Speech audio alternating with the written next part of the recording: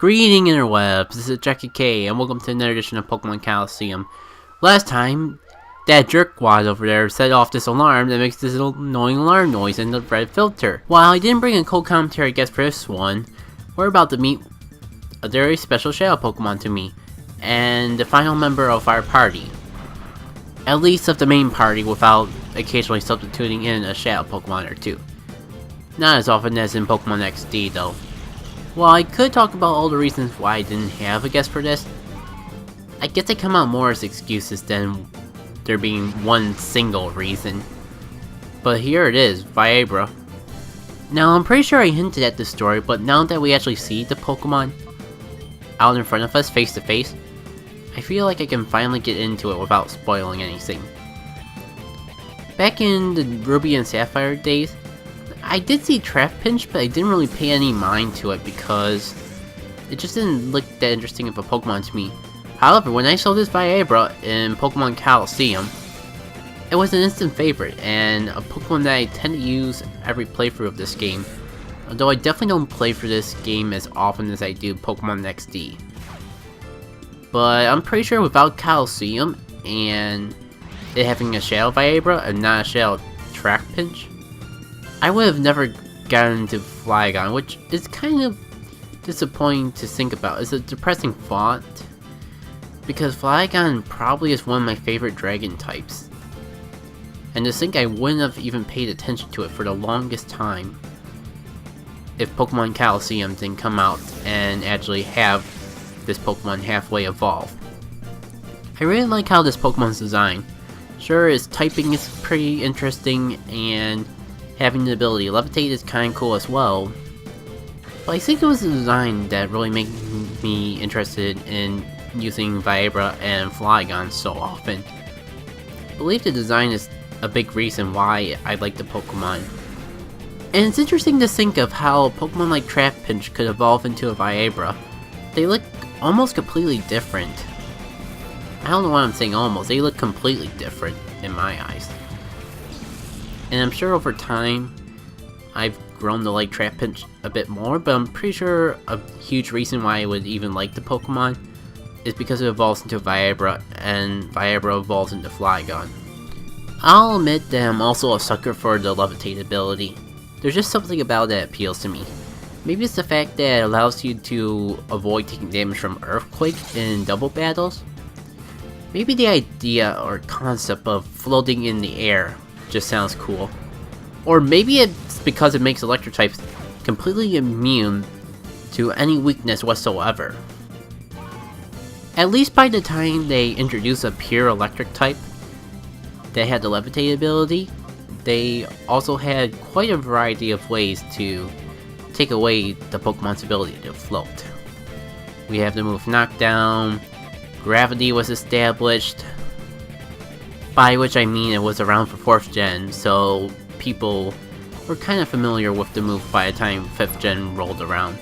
You weren't really completely immune, although you did have to have the right move, possibly even just the right ability, in order to take on a Pokemon that was immune to ground type attacks. Viabra and Fortress are two significant Pokemon to me when it comes to Pokemon Colosseum. They bring up the most memories of the game, and I'm pretty sure that the two Pokemon I use the most in Pokemon Colosseum. So I'm real glad that I'll be able to include one of them in this playthrough. Kinda would like to include both of them, but my team's kinda full. I do want to get some familiar faces mixed in with new Pokemon that I never really used in any other Pokemon playthrough before. I know I talked quite a bit about the new faces that would be included in this playthrough of Pokemon Colosseum, like Yang and Narati, but I don't think I really spent a lot of time talking about the Pokemon on my party. They have pretty much been in a lot of playthroughs that I had of Pokemon Colosseum in the past. That would include Umbreon, which might be a little obvious since it's one of my favorite Eevee evolutions, maybe even one of my favorite Pokemon in general. There's Typhlosion, which its evolution line is one of my favorite starters in general. And in just a couple seconds we will have Viabra, which is definitely one of my favorite dragon types. And with that, the rest of this battle becomes insignificant, So speed up time and hopefully we can get through it in a relatively quick pace. Well, I guess it's more accurate to say less significant, because if it was completely insignificant, why include it at all?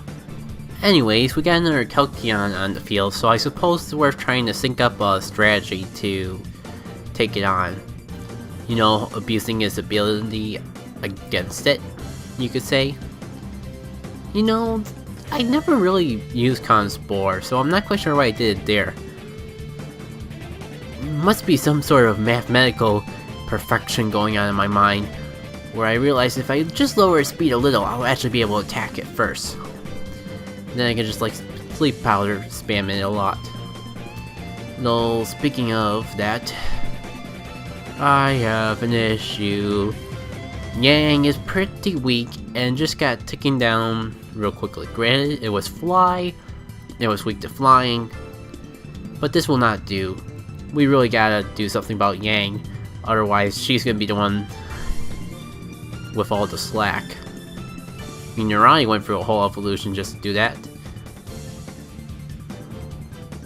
And even Puffluck, as pathetic as Puffluck can be sometimes, managed to take that fly. Yang really needs to step up her game.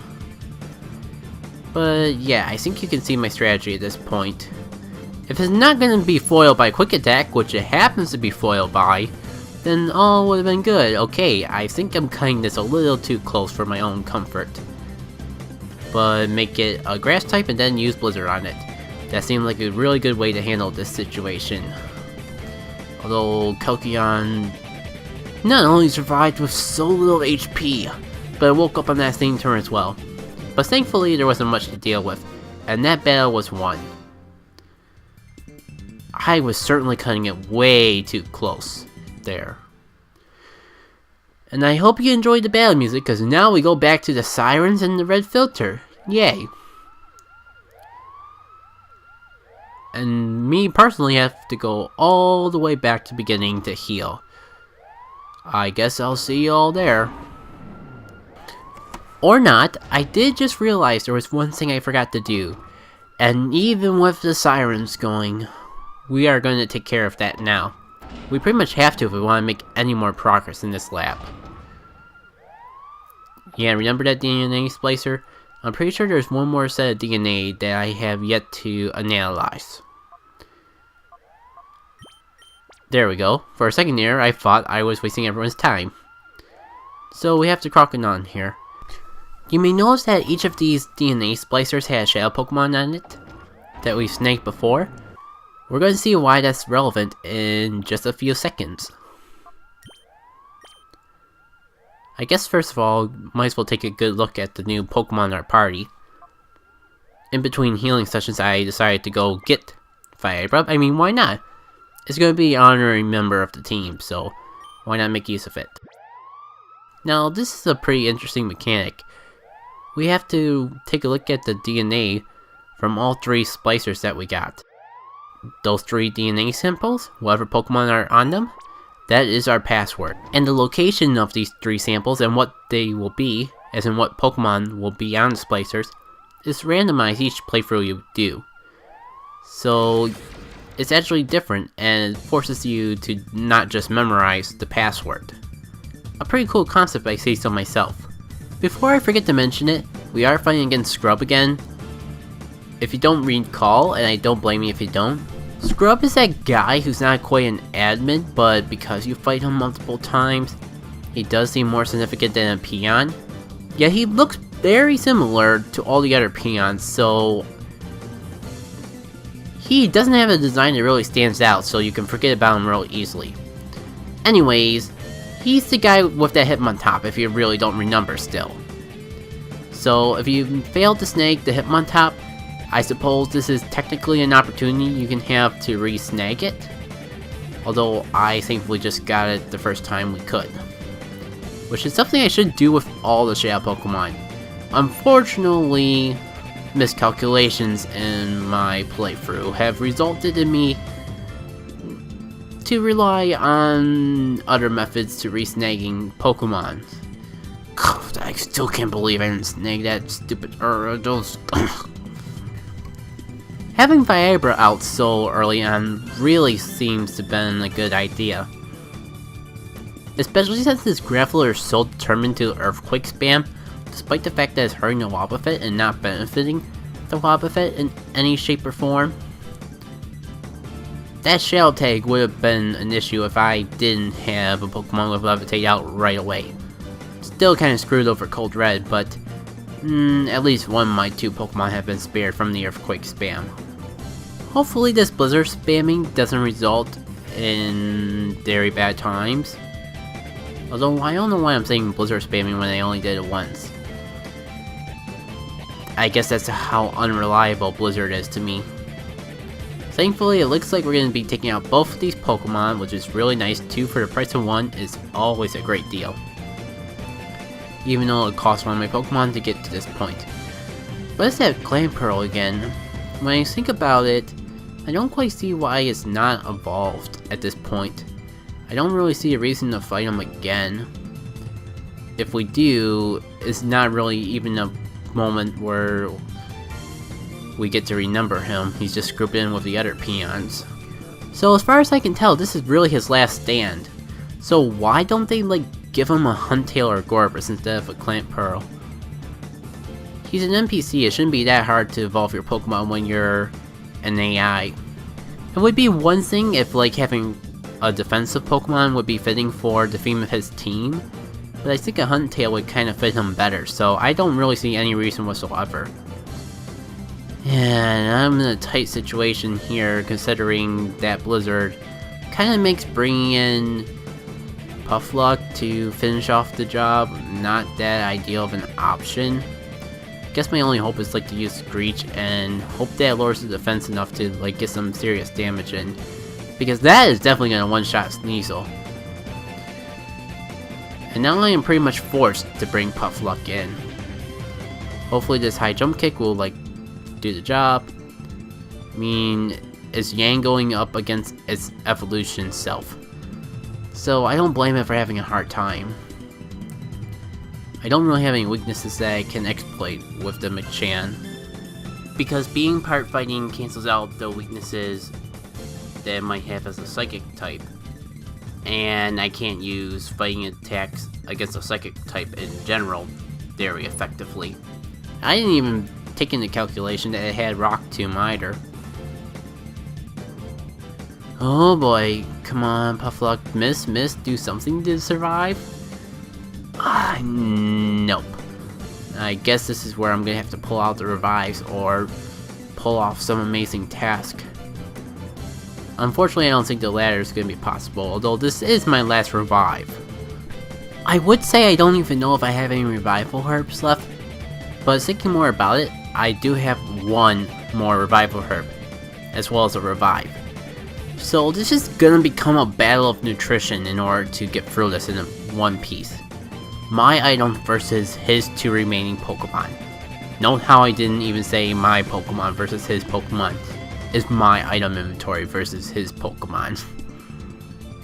So there goes Yang. It was a very good thing I decided to revive Nerati, because Nerati is pretty much my only hope.